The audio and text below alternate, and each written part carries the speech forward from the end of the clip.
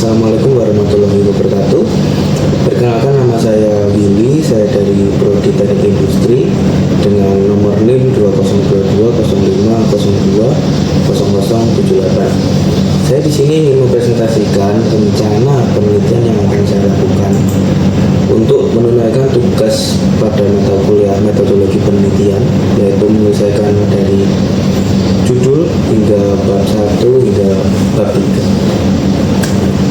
Judul penelitian saya kali ini yaitu analisis potensi pengolahan limbah seluruh packaging plant beton dalam sistem produksi terhadap efisiensi penggunaan material, studi kasus di PT Lancar Jaya Mandiri Abadi. Yang pertama, latar belakang, yaitu industri packaging plant menghasilkan limbah sluri dari proses pencucian, dan limbah ini masih mengandung semen dan agregat yang mungkin memiliki nilai guna. Namun limbah ini umumnya itu dibuang sehingga menyebabkan pemborosan material. Nah, sementara kajian yang sudah pernah dilakukan yaitu lebih menekankan pada aspek lingkungan atau bagaimana pemanfaatan limbah dalam bentuk limbah cair atau airnya. Oleh karena itu, untuk dari perspektif dari industri itu perlu dilakukan analisis, yaitu apakah limbah sluri ini dapat meningkatkan efisiensi dalam sistem produksi. Rumusan masalah yaitu yang pertama, di mana limbah sluri muncul dalam sistem produksi. Yang kedua, berapa volume limbah sluri dibandingkan dengan total material input atau material yang digunakan dalam produksi.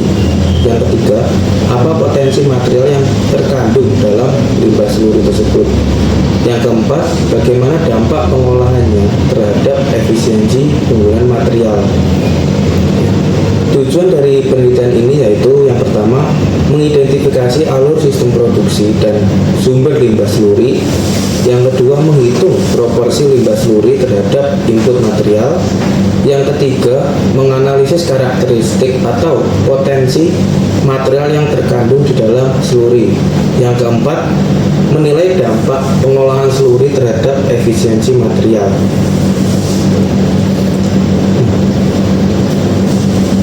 Yang kelima,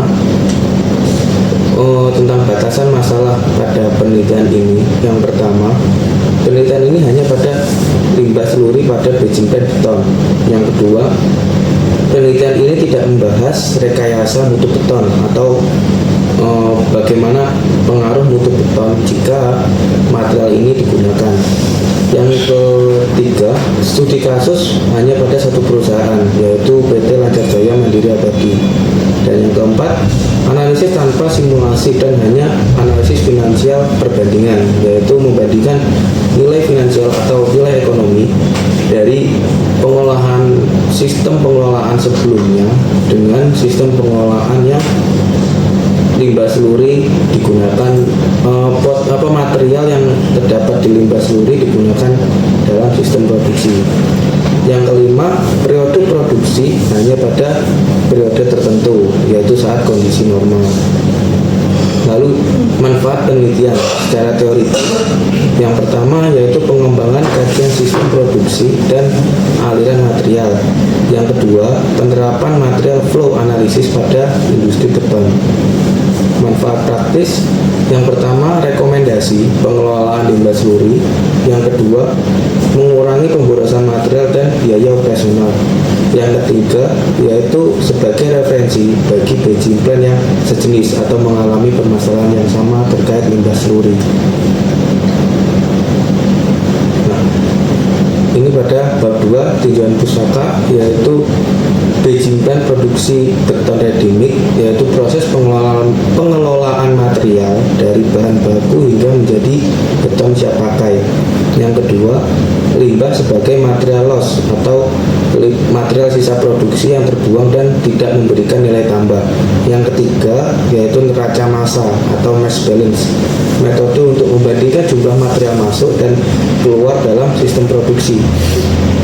Yang keempat adalah analisis gradasi partikel atau safe analysis, yaitu pengujian untuk mengetahui ukuran atau distribusi partikel material yang ada di dalam limbah sluri. yaitu seperti material pasir atau batu yang terkandung dalam limbah sluri. Yang kelima yaitu material recovery atau circular economy, upaya pemanfaatan kembali limbah agar dapat digunakan kembali dalam siklus produksi, yaitu sesuai dengan tema Universitas Kediri tentang industri berkelanjutan. Yang keenam, efisiensi penggunaan material, yaitu tingkat optimalisasi pemanfaatan material agar pemborosan dapat diminimalkan.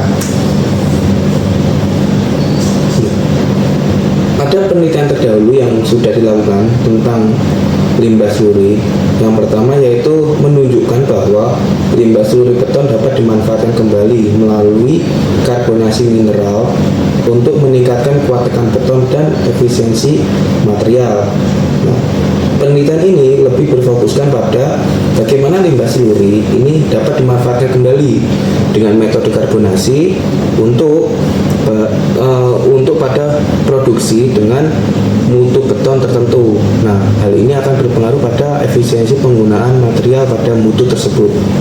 Lalu yang kedua ada Vieira dan Figueiredo pada tahun 2016 menemukan bahwa sistem daur ulang beton mampu memulihkan agregat dan air, namun penggunaan sluri perlu dibatasi karena dapat menurunkan beton. Nah, penelitian ini lebih berfokus pada bagaimana pengaruh penggunaan limbah pada suatu mutu beton dan berapa batas minimal dan maksimal limbah sluri dapat digunakan mutu beton agar tidak terlalu berpengaruh signifikan pada kekuatan beton yang dihasilkan sesuai dengan batas minimal dan maksimal mutu beton.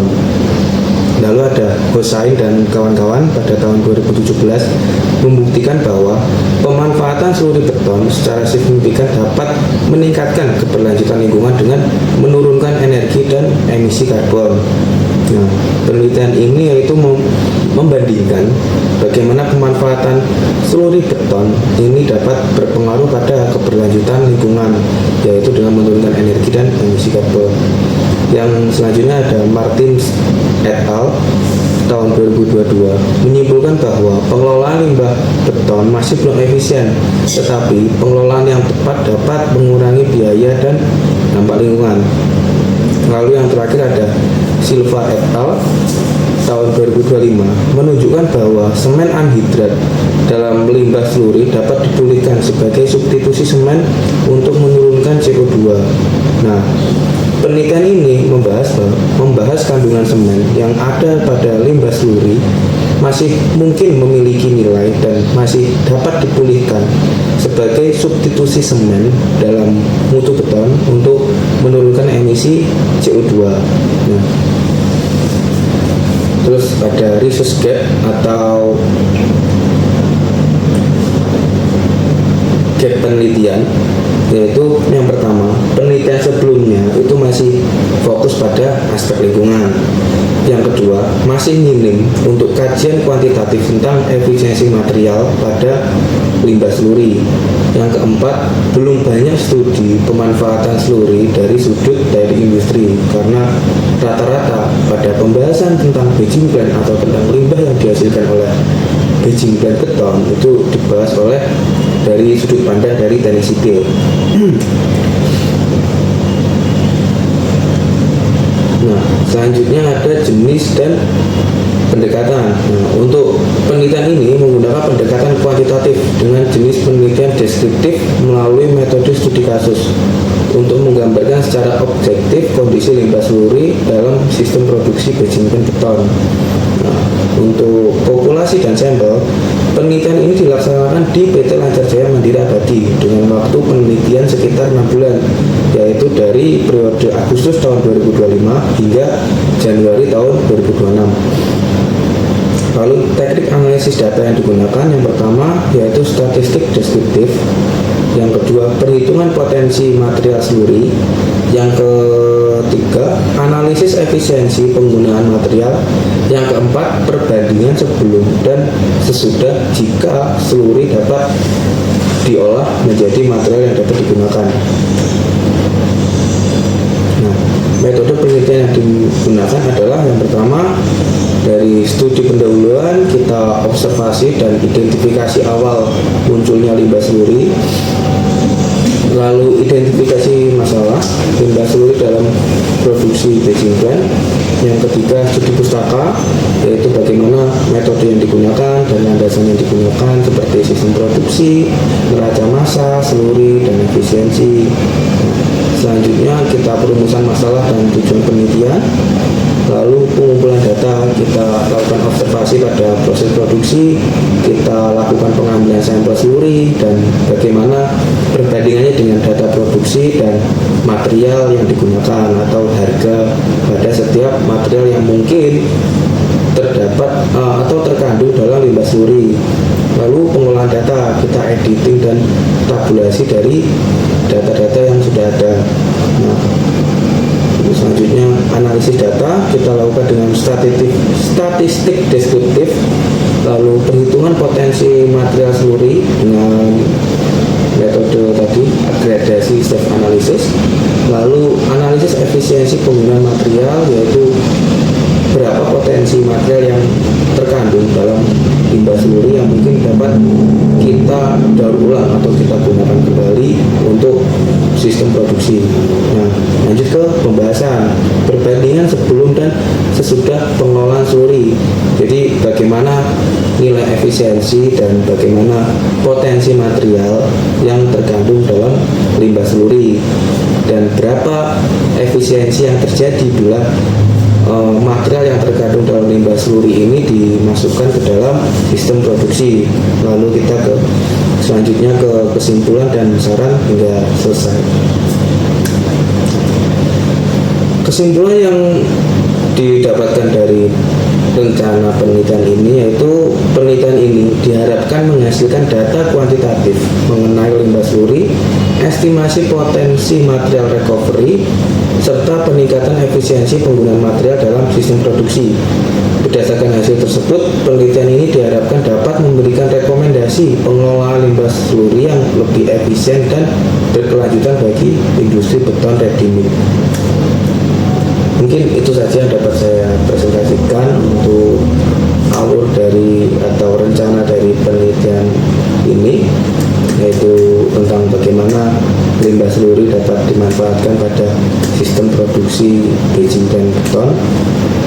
Sekian, waalaikumsalam warahmatullahi wabarakatuh.